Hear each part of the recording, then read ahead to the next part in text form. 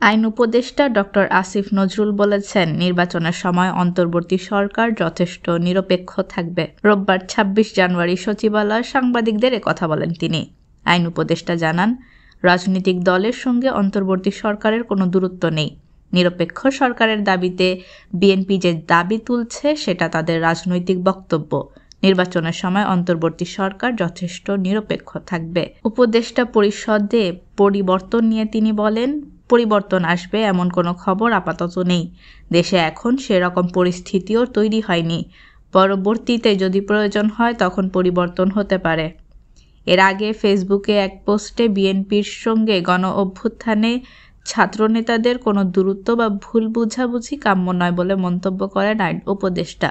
তিনি আরও বলেন, বিএনপির সঙ্গে গণ অভ্যুত্থানে ছাত্রনেতাদের কোনো দূরত্ব বা ভুল বুঝাবুঝি কাম্য নয়। এটি গণহত্যাকারী আওয়ামী লীগের নেতাকর্মী ও তাদের দোসরদের কতটা উৎসাহিত এবং বেপরোয়া করে তুলতে পারে তার কিছুটা প্রমাণ আমরা গত কয়েকদিনে পেয়েছি।